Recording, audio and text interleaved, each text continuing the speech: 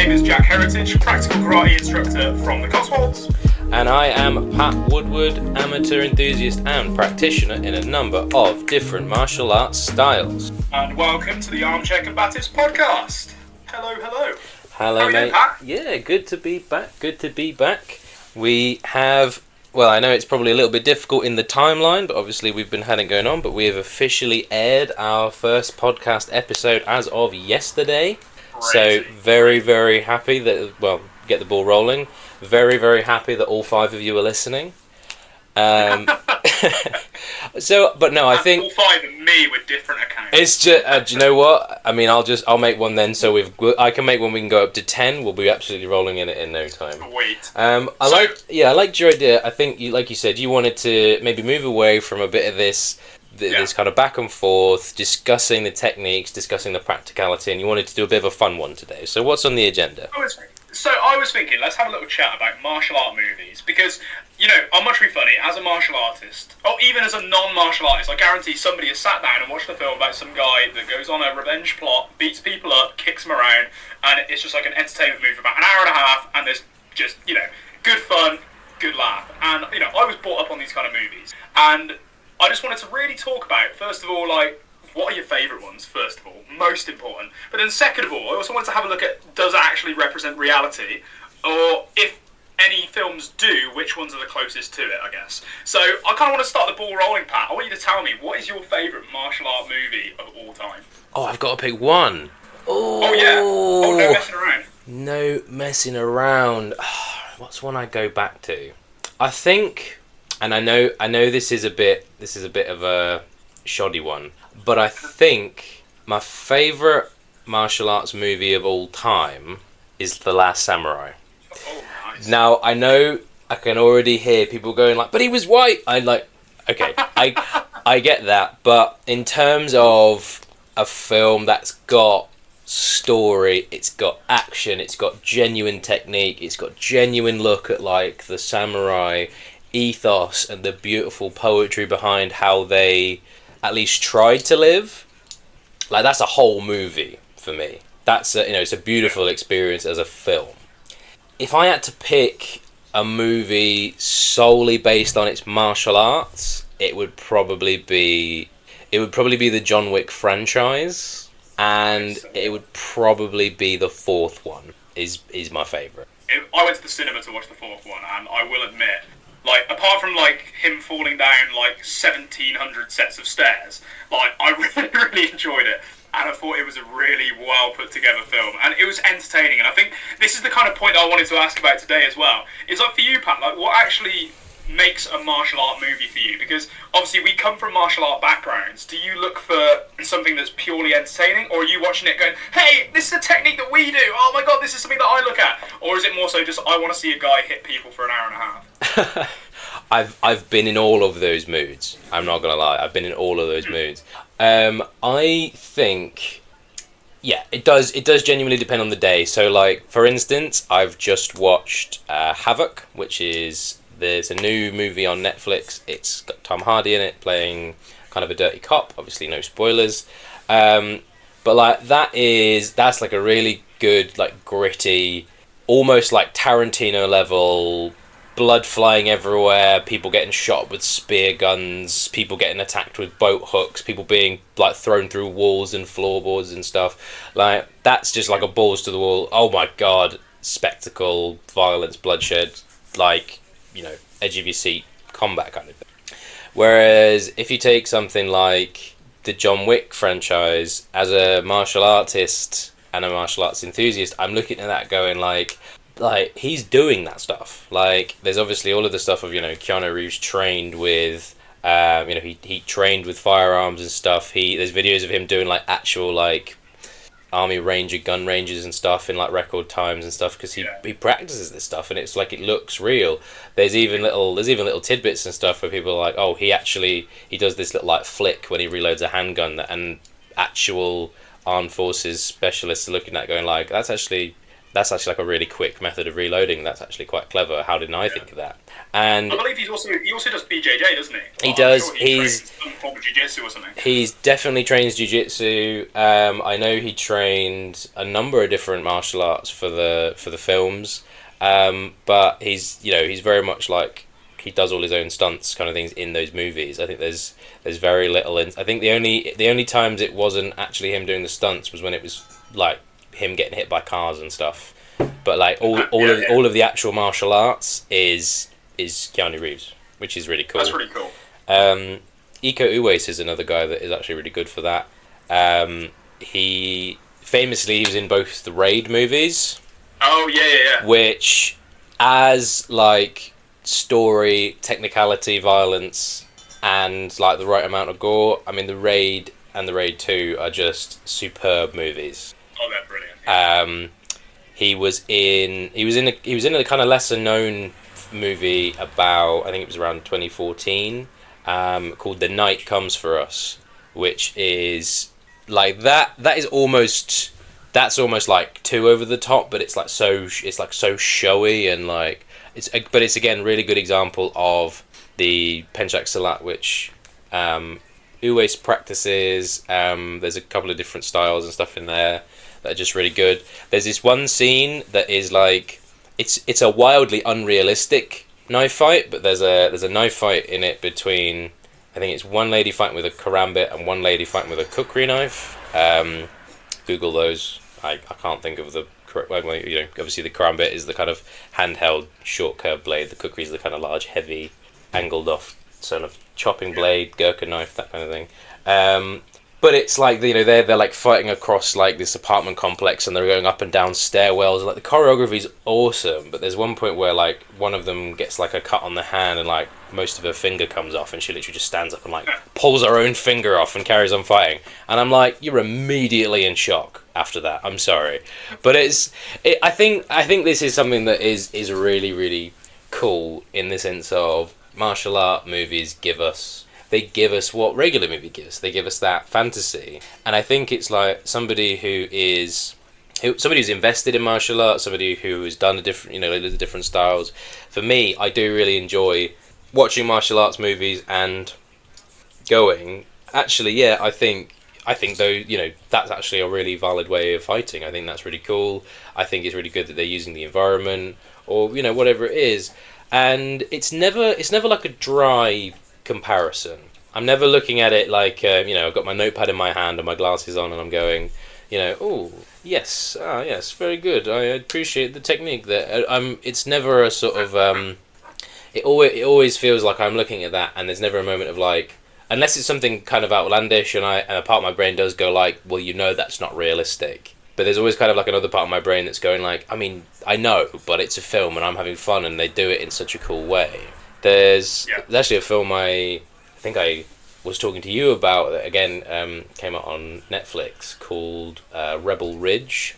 I wouldn't necessarily categorize it as a martial arts movie, but they do use some really solid martial arts in. I think it's all of like 2 or 3 fight scenes in 2 hours. It's not a particularly martial arts heavy movie, but everything that he does is really sound. And I think something that they did really well, which I don't think I've ever seen before in a great sense, is the guy doesn't kill anyone the whole movie, which I know sounds a bit like, oh yeah, but boring, where's the blood? Well, yeah, but this is the thing, like there's plenty of violence, but the whole point of the film is that he gets entangled with a corrupt police department out in the middle of the sticks. Again, I'm not going to go into any spoilers for people, but when he does end up engaging with them, there is a genuine sense of like, however corrupt these guys might be, until I can prove it, they're still the police. If I kill one of them, that's going to look really, that's game over for me, because then I've killed a cop and the justice system's going to stack against me. And so it's about using like some really solid like jiu-jitsu moves, some really solid like gun control moves, and just like really clever use of his surroundings, really clever use of his awareness and things like that. I think the system they're basing it from is MCMAP, which is Marine Corps Martial Arts, and it's basically like how they deal with civilian and insurgent threat on the ground. in kind of a hand-to-hand combat way, and there's just really good ways of like he strikes people in ways that leave them on the floor for a few seconds. He then, he works on controlling people as often as he can. He works on like really good contact points and things like that. And again, they're not very long. We could probably watch both the fight scenes on YouTube in 5-6 minutes, if you're interested. But I think it was one of those where I was watching it and going like, that's actually really well scripted. That's actually really well done.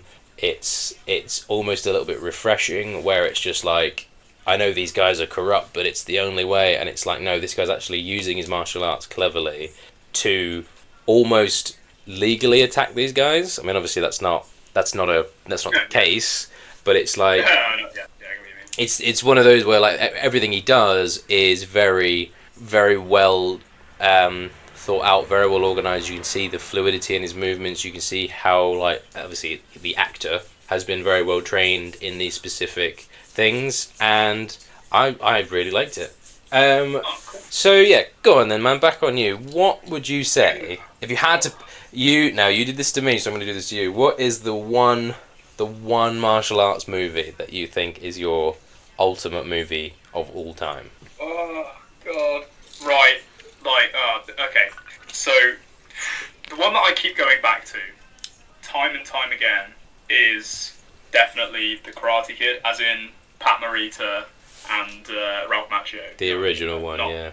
Yeah, not Jackie Chan and Jaden Smith. There's nothing wrong with that film, but it's fucking kung fu. So we're just gonna we're not gonna talk about that. I'll go off on a fucking tangent otherwise. So ignore that. Point is, I really like the way that the story's built up. Now, is it the most technically sound description, or not description, a representation of a martial art? No. Is it a bit goofy and a bit comedic? Yes. But there's something about it that it resonates with me, because I think building up Daniel LaRusso is like, he's a new guy in this area, and it's kind of like he's trying to fit in, and he's getting bullied by these guys. Even though Daniel LaRusso is a little bit of a dick himself, like let's be real about that. Like, he is a bit of a dick. But I just like the way in which they show the contrast of how big of a difference it can make having a good or a bad instructor, and how the people that are role models in your lives can change how you grow and how you learn to act as an adult.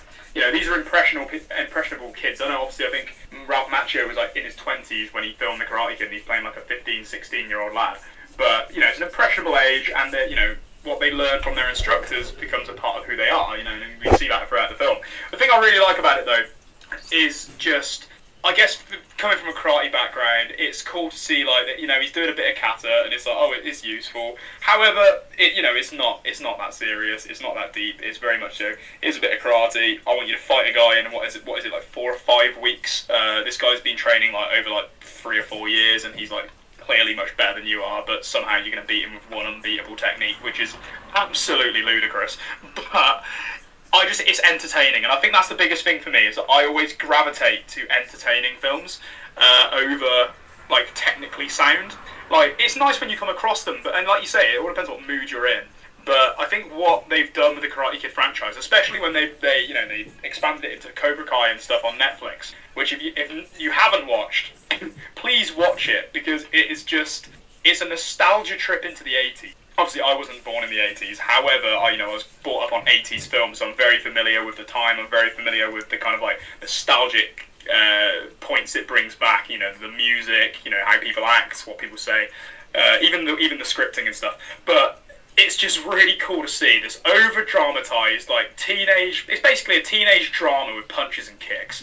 And I love it. And it's goofy and fun. And I think sometimes that's all I'm looking for from a movie. And when I look back at the kind of movies I was brought up on, especially the martial art ones, they were all very much like that.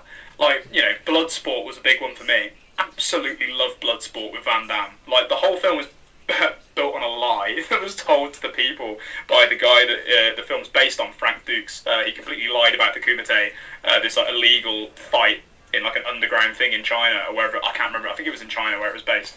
Anyway, he didn't do any of it, and he was a complete fraud.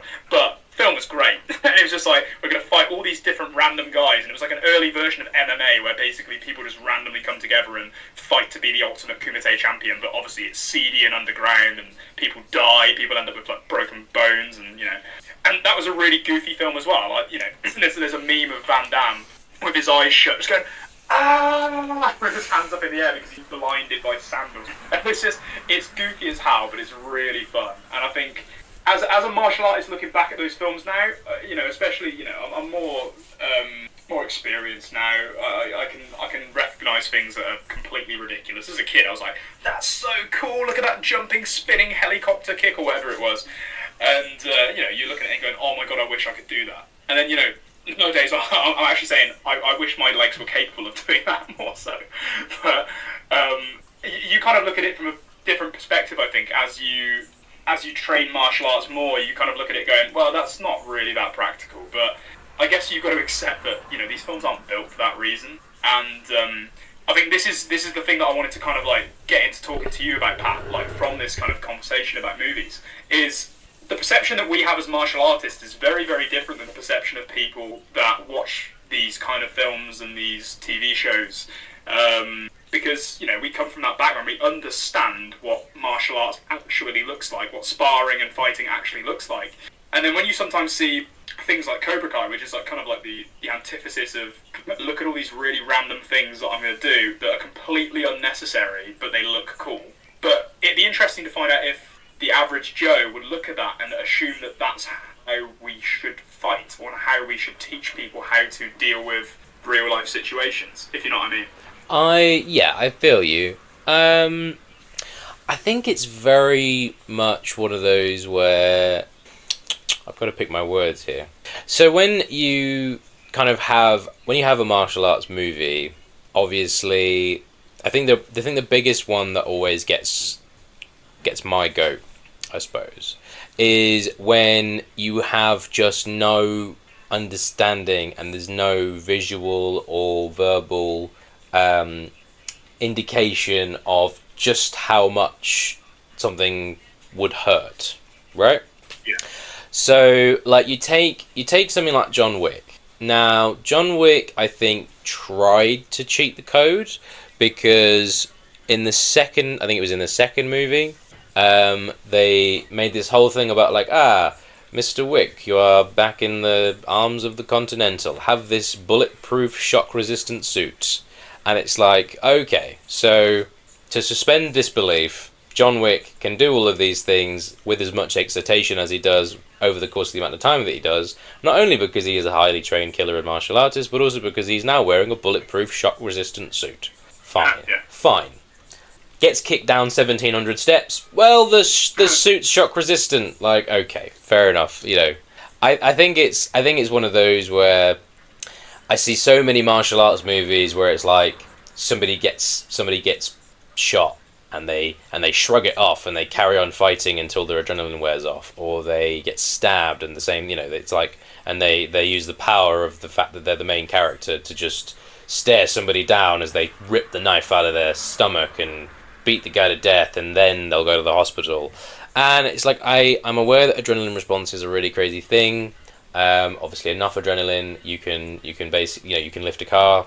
If there's been genuine instances of like mothers lifting cars off their babies in road traffic accidents and stuff with that amount of adrenaline. Like, it's doable. I'm not saying that the human body is not capable of that, but it's also there are some movies that do really suspend disbelief. Like, if you do get a stab wound or a gunshot wound, or even if you just take an excessive amount of shots in a confrontation with half a dozen guys who are really trying to knock your head in, like, there does seem to be this whole thing of like, oh well, the main character will push on, and he's just gonna use the power of his plot armor and the fact that he's tougher and cooler and he has more resolve than anybody else to just carry on.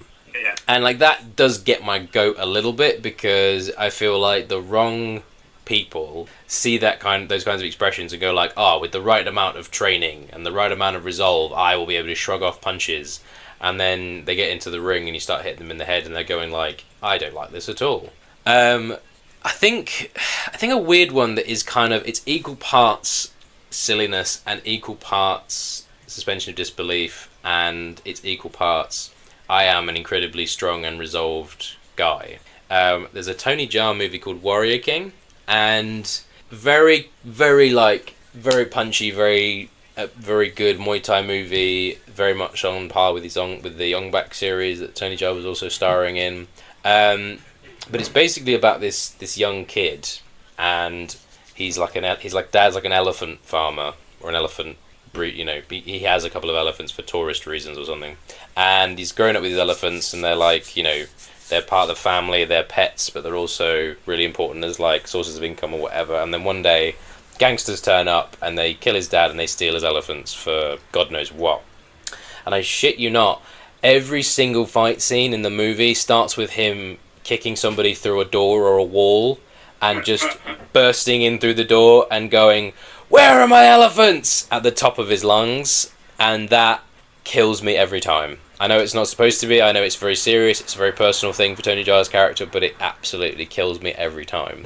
But when they do talk about, like, in the movie, they also talk about the formulation of Muay Thai and the fact that it was a battlefield art. It was the art taught to the king's guard, and the whole, the king would ride into battle atop an elephant, and when they'd lost their weapons, his personal bodyguards, who stood at the four corners of his personal mount, I'm not sure how much of that is symbolism versus, military doctrine, but it's the idea of like their elbows could shatter shields and their knees would could break a man's head clean open, and it's like that's where mythos becomes martial arts movie, right? Yeah. And this is kind of where I reveal that I have kind of tricked you into this episode in a little way, Jack, because what is a martial art movie if not mythos on the screen? And so many martial arts have these little myths and legends within them of like the greatest practitioner of ours could do these amazing feats and things like that. There's a famous one from the 30s. I can't actually remember the gentleman's name, but there's a story of a Japanese karateka being captured by the Chinese during World War One or World War Two. Yeah. I think it was in the 30s, so it was probably he was captured in World War One. Again, I'll have to look that up. But it was literally, they forced him to fight other prisoners for their entertainment, and then when they got bored of him, they put him in a cage with a live tiger, a starving tiger, and he was able to use the speed and ferocity of his karate to leap on the tiger and wrestle it into submission and break the beast's neck.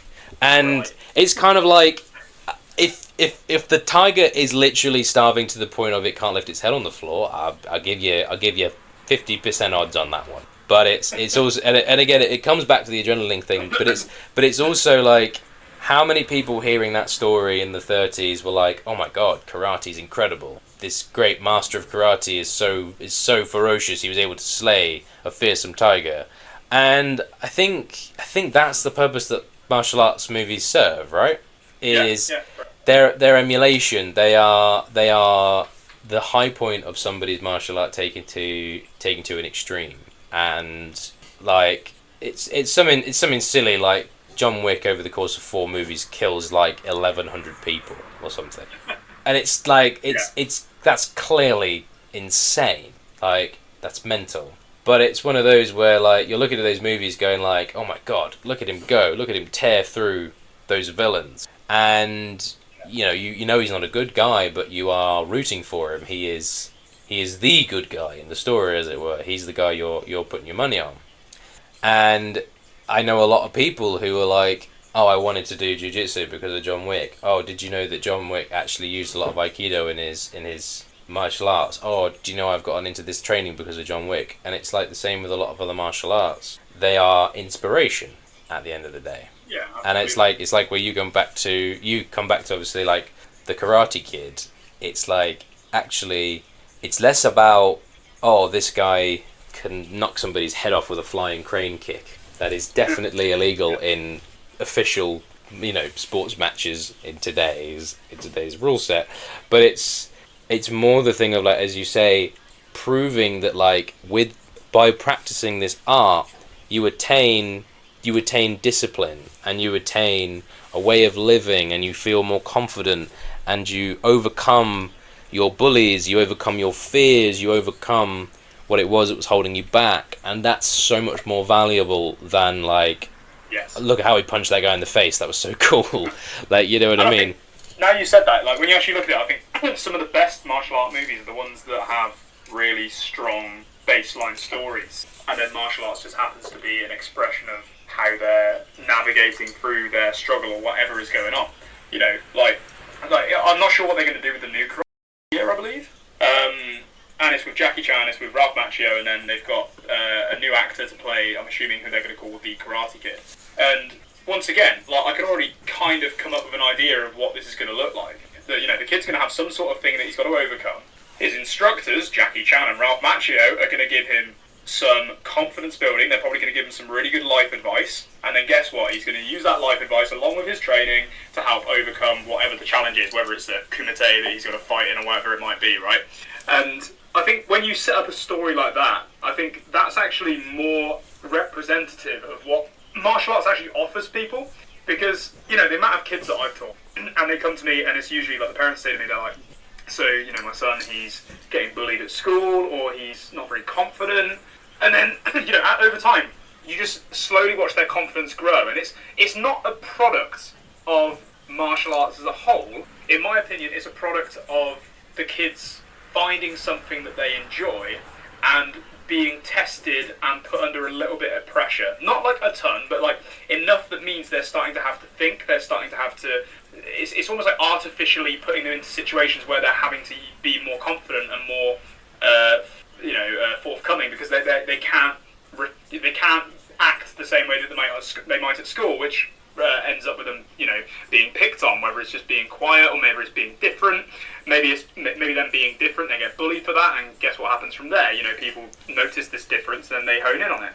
And, you know, maybe something like martial arts, you know, where you get punched in the face all the time or get kicked all the time, you know, you go back to school, it doesn't make things feel as scary anymore. You know, if I can take a punch to the face, I can take somebody calling me weird or stupid, or, you know, it's not as big of a deal. But it's like you say, I think the story is so much more important than the martial arts that's shown. I think the martial arts is just what kind of enhances the overall thing. So, you know, when you look at John Wick, I think the thing that made that successful is because like revenge plots just happen to be very, very satisfying to humans. You know, how many times have we been wronged by somebody and we've thought of 1,000 different ways in which we would like to kill them? Okay, especially as a teenager, you know, you got that one kid that's in your class you really don't like. He's a bit of a dick. Let's be real, he's probably dating the girl that you want to be dating. He probably bullies you or says some horrible things to you, and you're just like, I would do this to him. I would do this to him. And I think it's quite satisfying. I completely agree. It is that thing of you get satisfaction by watching your horse win the race, right? And it is almost that thing of, well, if John Wick can chop his way through 350 Russian gangsters, then I can stand up to Johnny at work who keeps calling me a nerd. Like, you know, it's one of those where it's like, it's that thing of, as you say, it provides confidence, and it's an inspiration at the end of the day. And I think you're completely correct in saying the best movies are the ones that are like they're a story before they're just a martial arts movie. If that makes sense. Yeah. They are the ones that have a clear, concise set of, you know, like you say. You take the Karate Kid. You take, you know, Ralph Macchio needs discipline. He needs confidence. He needs to overcome the problems in his path. And it's, you know, somebody saying out there like, well, this will give it to you because you'll have somebody who will give you discipline. You'll have somebody who, you know, you'll be feeling this way will give you confidence. Somebody will be there for you, because there's a lot of very touching scenes in the Karate Kid of like, this man is not just some dude who you're paying to get to jump around for an hour a week. This guy's here for you. He's as invested in your future as you are. Like, he wants to see you succeed because he believes you can succeed. And I would be really interested to see the statistics of like when a particularly successful martial arts movie comes out, do attendance rates at clubs also go up? Because I wouldn't be surprised if they do. I wouldn't be surprised if they do. I can imagine Cobra Kai would have been a massive karate. Like we didn't really notice a massive surge, but then again, like we teach more kids. We've never specifically like advertised towards like teenagers, and I think that's kind of like the big market for Cobra Kai, right? They've got their own Netflix passwords and stuff. They've probably got their own accounts by that age, so they're watching it on their own fruition, instead of like the youngsters we get. They might have been shown it by their parents, but it's usually they've seen it because they do karate, opposed to the other way around. But I'm sure there's plenty of clubs that found a surge as soon as like the Cobra Kai kind of thing took off, especially when it moved to Netflix. I bet there was a ton of people that were like, right, I want to be able to kick like Miguel, or I want to be able to do this, or I want to have this kind of thing implemented into my life, which I think is really cool. But I think one of the other things I wanted to talk to you today about as well, Pat, is do you think that martial art movies as a whole are doing good for the representation of martial arts, or do you think they're potentially mis-selling what we do, and if anything, convoluting the general public as to what we do? I will say there is a definitive divide between what is martial arts in a general sense and what is martial arts on the screen. In the same way, there's a big divide between a martial arts and a combative and a self-protection art, right? Or a self-protection system. Because as much as that would be really great, very few people will attack you kind of like one-on-one. Like I think something that like martial arts movies are moving towards in a good way is they are being a bit less afraid to just get a little bit messy. That's true. In the sense of like you start seeing like two guys start on the main character or start on the martial artist character, and they'll both attack at the same time. Or you do see like people. You do see like if it's in a square room, then the main character has a lot of trouble. But as soon as he manages to get behind a pillar, behind a table, down a corridor, his job starts to get a lot easier because now instead of trying to fight 6 people, he's trying to fight 1 or 2. There's I know that obviously like a lot of the best martial arts movies do come from China, and they do focus a lot on these Ip Man being a good example. Kung Fu Killer's a great one with Donnie Yen in it. But it is that thing of like they focus on, because of the styles they teach, it's very much like it's a one-on-one, it's a duel, it's an intricate sequence of movements, and those are really cool because they do show how two practitioners of the same style, the same art, would fight. But that's the same as watching like a sword fight, I would argue. Yeah. In the same way as like there are messy ways to win sword fights, there are messy ways to end sword fights, but this is a duel. This has public spectacle. This has ego in it. This has the need to show off and the need to beat your opponent rather than just find the quickest and most effective route to knock him out or kill him. Yeah, sure. Whereas like I'm definitely starting to see in movies like John Wick, movies like Havoc, movies like Rebel Ridge, even like I say, some of the more modern movies. I mean, The Raid is a good example of like just how absolutely batshit crazy and messy combat can look. And The Raid's probably getting on for about a decade old now, if not older. I think it was 2015. I think the second one was 2015. I think the first one was 2009, but I could be wrong. Right. I didn't realise that. But it's one of those where like if you take a look at like the really old school martial arts movies, the 36th Chamber of Shaolin, the David Carradine series Kung Fu, those are all very strict. Like, no, they will attack me one-on-one. They're those kinds of scenarios. I think it's very much a thing of like the current cinema is getting better, But Yeah, I think yeah, it's one of those where, like, unfortunately, it's still the case of, like, certain things just don't look right on screen when they're supposed to be official techniques. So, like, yeah. So one of the interesting things that I've kind of looked at before is that I've watched like videos of choreography and how they choreograph like different fight scenes, and I think that there are definitely like choreographers out there that try and make it look really super realistic. But one of the things that like you said, sometimes it doesn't translate very well because it doesn't look very clean, and because it's not clean, it makes the movie look a bit like. Yeah, I guess the word I can use is messy, which I know that is what violence actually is, but it makes the film look messy, if you know what I mean, by second, what am I trying to say? Like second hand, it kind of like rubs off on the film and it looks like the film's poor quality. And I think especially if you're looking at a specific martial art movie, that's kind of a problem, right? You want it to look like, hey, I counter this, I block this, I do this, I do this. You don't want it to be like he hits him once and he's down, and then it's like, oh right, that was a good fight scene. You know, because that's more accurate, right? One person lands a good shot, that person is down, so you can't really look at it that way. no, I would. On top of that, though, I would almost argue that, like, weirdly, when you see the main character fighting the quote unquote the goons, or just the rank and file of whatever organization he's pissed off, that's actually a better display of martial arts than when he's fighting the villain, because true. that's the more example of, like, if, you know, okay, this guy comes in and he swings and I block and I wrap and I elbow to the chin and I hammer fist across and he goes down, and it's like, yes, 2 shots like that in quick succession, you're gonna go down whether you're completely out cold or not. It's, you know, if you know, again, like, you take it back to something like some of the Tony Jaa films, and he's using those big, powerful Muay Thai kicks.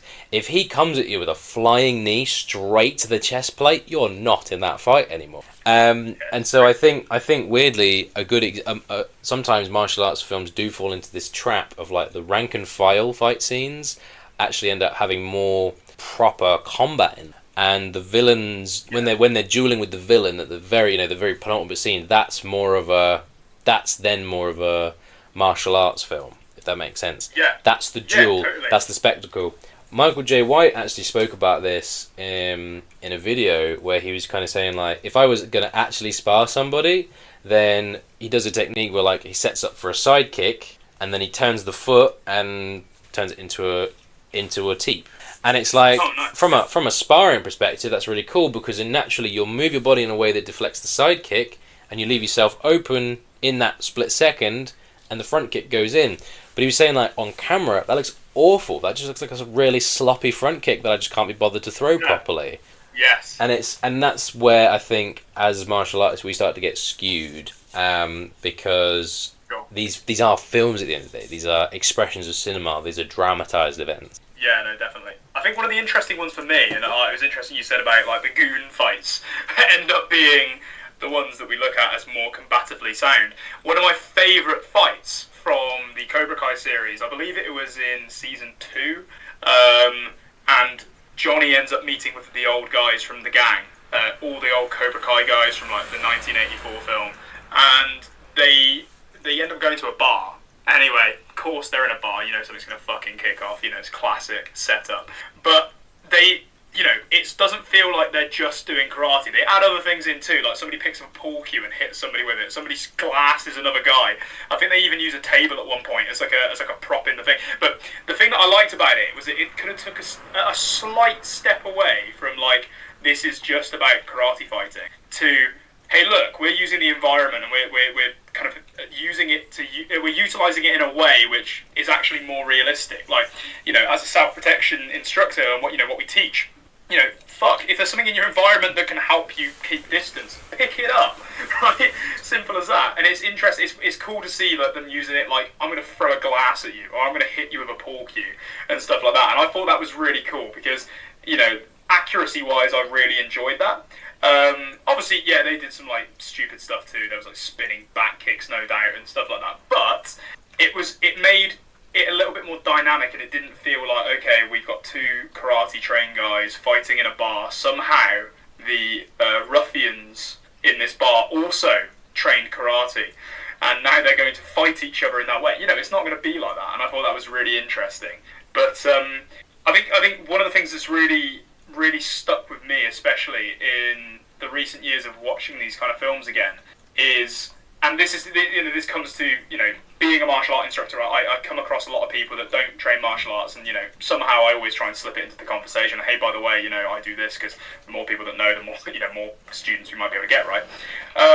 And you talk to people, and their preconception of what we do is really interesting, because first of all, the classic is that you say, oh, I do karate, and then they just automatically just jump straight into the crane position, and they just go, they make some sort of like wah kind of noise.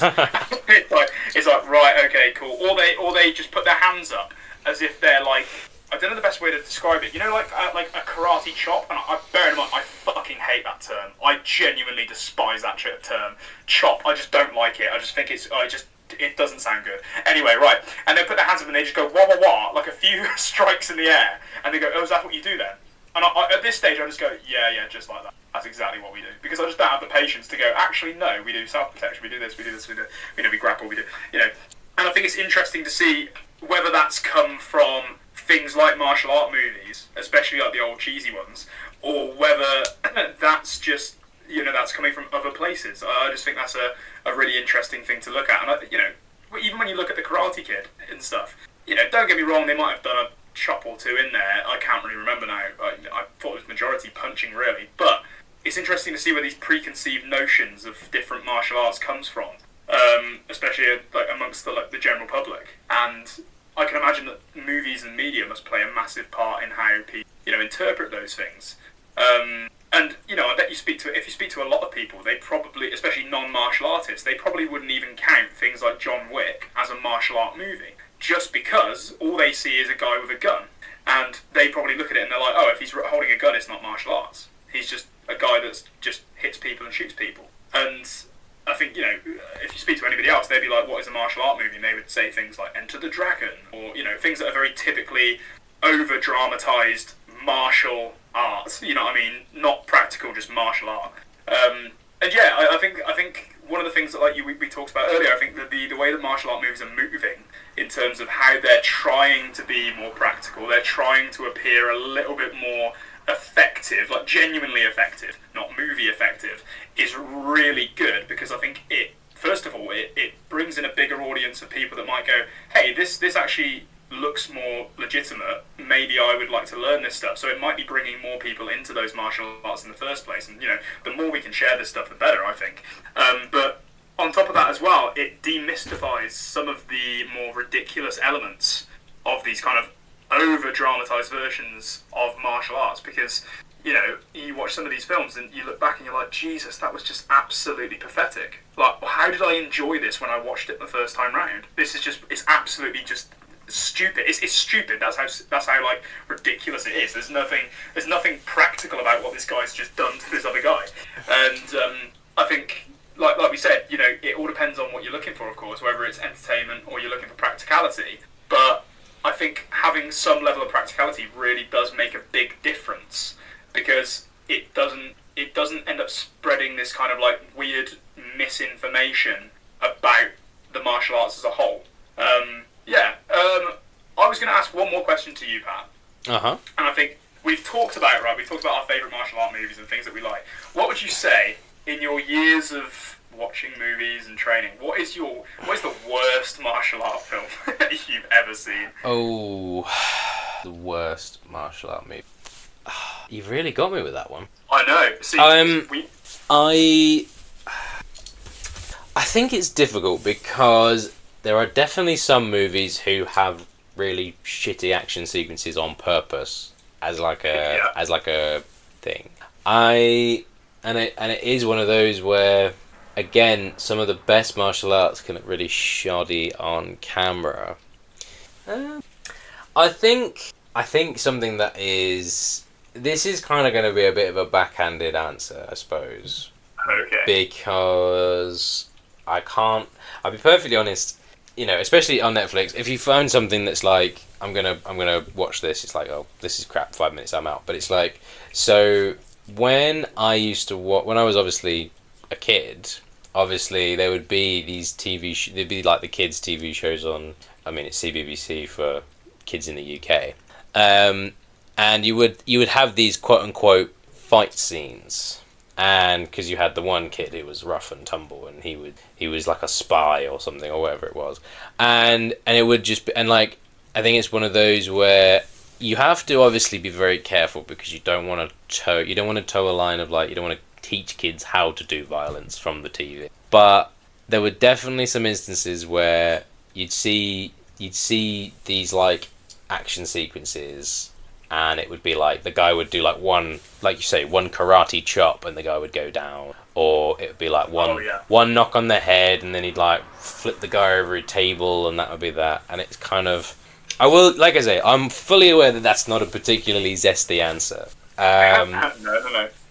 But I think if we are talking about it in the sense of like what is like actually the worst displays of martial arts I've ever seen, it is that you do see instances in like it's especially television. I will say movies, if there's any kind of fight scene that's like not just two guys actually like, you know, two guys are having an argument to the point where it's physical or whatever. If you've seen movies with like actual fight scenes in them, then there is kind of, you know, that's fine.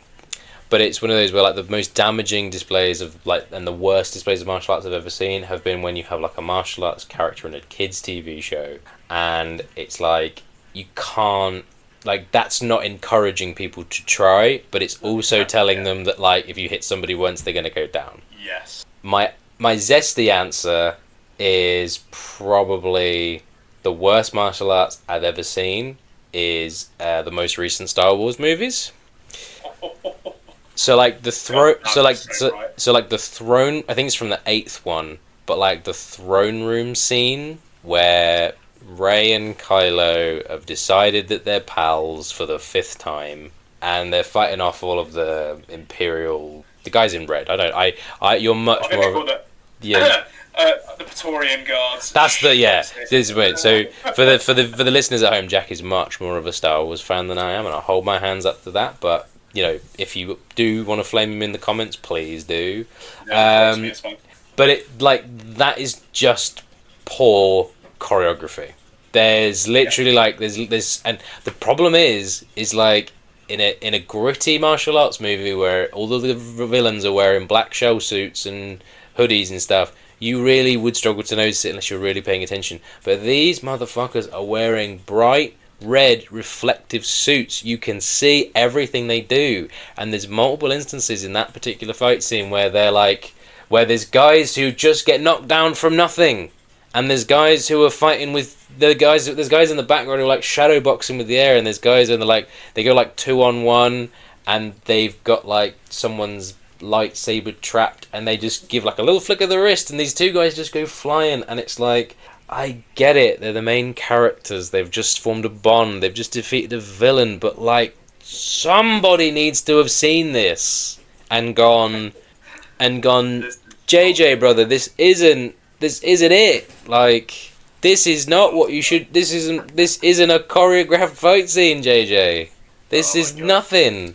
And so yeah, I think if I'm being, my serious answer is I do feel like kid and young adult movies have put a real damager in some things, because it's like either the guy who knows martial arts is an asshole, or the choreography is just so half-baked that it's actually dangerous to try and teach people that that's how martial arts can be done.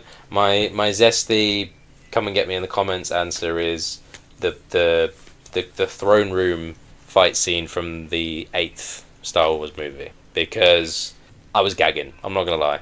I was sat there just going like, there's no way they brought in an actual choreographer. And he okayed this. And he signed all of this off. Like, the really sad thing is the actual choreography that was it Daisy Ridley and Adam Driver are doing isn't bad. Like, the actual choreography that they're doing is actually pretty decent. It's just you've got these guys in the background, and like I said, it's so obvious because they're wearing these fucking red high vis robes and plastic reflective helmets and stuff, and it's just like, I can see you, big man, falling over your own fucking cape in the background. Do not think I did not just see that. Honestly, this is not a subscription thing anyway. We haven't been paid to say this in any way, but if you do go and check out a lady called Jill Bearup on YouTube, she does fight choreography analysis. The video she does on it is sensational. If this does get back to you, Jill, I'm a big fan of your work, and I am once again saying you did not pay me to say this, but it's, you know, she does a brilliant breakdown of it, but it's just like, oh god, ridiculous. That was not a good day for me. Yeah. Go on then. What if Right. turning back on you? You like don't feel like you have to sit on the fence as much as I did. Worst martial arts movie you think you've seen? Right, now don't get me wrong, I've seen a few. I've seen a few shit ones. You know what actually screamed to me though? And it's a film that and this is going to sound really bad because I'm pretty certain I never even finished the fucking... Right, I sat down and there's a film that came out in 1980s. It's got Van Damme in, and I think it's called Black Eagle. Now, as we were just sat down listening to this, I was listening to you talk, I quickly looked up. It's got like a 2.5 on IMDb. Oh no. So it's not great, clearly. And all I remember is it was really camp, but to the point where it just felt like, what the fuck am I watching? And I remember like the first 30 or 40 minutes, the only thing exciting that happened, and this is my memory going back like 10 years, because I remember we stopped the movie and we just turned it off, was I believe that as exciting as it got is we saw them running at each other on a roof, or like running away from each other on a roof or something like that. And then like there was I think there was like a cool flip, and then somebody landed and they did like a bit like a superhero landing from what I remember. And I remember like I was sat watching it with my mum at the time, and I looked over to her and I was like, I can't watch this, and she was like, let's turn this shit off right now. And it was just one of those things where it was just I think it was poor storyline from what I remember. There was that martial arts was basically non-existent. Maybe it got better in the second half, I don't know. But if a movie's making me turn it off before you even get to the exciting parts, you're doing something wrong. So Yeah, that was you've one of got the big ones for to me. you've got to get them there, don't you? The bigger answer, though, before we end off the episode, is any example of martial arts in a kids' TV show. Dear Lord. No, I'm actually, I remember watching. yeah. Sorry, I remember watching something when I was a kid called Am I High? Right. That's And what the show. No, that is genuinely the show I was thinking of, because you had Was it actually? because like my brain was like, it kept saying Spy Kids, and like it's not Spy Kids because Spy Kids was the movie, Yeah. but it was literally like, because he had the tall kid with the black spiky hair, and he would just this like 14-year-old would just karate chop somebody and they go down. No Was it fault. Blade? That something like that. But this is the thing, like no, Something like that, yeah. no fault with the actor, but just that's because it was the way he was like, he'd mastered. Pencils, didn't they? Yeah, because he was like, And I'd they'd mastered. sit in the classroom, the pencil would start, like the rubber on the end of the pencil would start lighting up, and then they'd be like, Oh, you're getting called out to do a mission. yes. And they had to go to the janitor's closet. And it was the way he was like, oh, this kid's mastered 14 styles of martial arts by the time he's in high school, and it's just like, well then show him doing one of them, big man. No, I to be honest, and I can't say that as a kid I didn't fucking eat it up. Yeah. Like as a kid I was like, You know what? look at him. I actually wanted to be an MI High kid. Yeah, and this is the thing. Like looking back on it, I'm going like, they were not trying. Like I get it. They can't show like the Daredevil hallway scene to kids. Oh, no. But it's like, just give me a bit more than he karate chops everyone. Because I remember specifically as well, the girl, I can't remember what her name was, but I'm sure her only thing was like gymnastics. And then she would somehow like do a cartwheel or something, and it would like knock somebody out. And it's just like stuff like that, where it's just like, it's not even just over exaggerating a martial art. Like somebody does like a jumping, spinning hook kick or something like in the middle of a fight and it works. It was like, this isn't even a martial art movement, and you're going, this is going to take out a fully grown man. It's just, Yeah, it's so camp, it's so stupid, and I think I'm actually going to change my answer. I think that is more ridiculous than Black Eagle. Fair. Well, I mean, Jean-Claude's still out there, so well done for changing your answer. Like, Yeah, he's still at large. oh, but okay. On a very serious note, if there's anybody listening who is now worried that their kids are getting fed false information, from a personal perspective, if you want to show your kids something that is a genuinely good example of martial arts that kids can do and do practice, and is not horrible violence and gore and bloodshed, then I remember reading the Alex Rider series as a kid, and they go into, like, he does go into things like, if you the Mawashigiri, the back kick, if you get that full power into a grown man's stomach, you're gonna wind him enough to get away. It's things like that. It's very like very well described, and all the thesis behind it is sound. Do not ban your children from watching MI High if it's still on television. Absolutely. They will at least have something interesting to talk about. It was still good television when I was watching it, and if for some ungodly reason it's still on television, I mean the actors are probably like 40 by now, but there we go. Anyway, right. Well, it's been a pleasure talking to you, Pat. That's been a lot of fun, man. Thank you for that. That's been a much more light-hearted episode. Absolutely. I would like to invite anybody else as well, anybody that listens to the show. If you have got strong opinions about any sort of martial art movie, for better or for worse, by all means DM us and let us know what those are. We'd love to see, especially if they're ones that are worth watching for comedic value or for good martial arts. We will put out a tally on the new Armchair Combatives Instagram page. We will put out a tally of like the top 5 comedic martial arts movies and the top 5 publicly accrued best martial arts movies, and we'll get that going. Jack makes a very valid point though. Hopefully in the next few weeks and months, we are looking to do a question and answer episode. So if you guys have any burning questions that you would like to see us answer, please feel free to DM us at the official Armchair Combatives Instagram page, or you can find me at Good Medicine Martial Artist on Instagram. Jack, whereabouts can we find you if people want to send you their questions? Find me all over the place. You can find me either on Cotswold Karate School on Instagram, or you can look at us on the website. We are at cotswoldkarateschool.com, and you can by all means email me, DM me. I do not mind, and we can answer any burning questions. Very nice. Like I said, thank you, Jack. Much more light-hearted episode, a lot of fun. Absolutely. And I'll be looking forward to seeing you next time. Right, I'll see you then. Take care, guys. Bye-bye.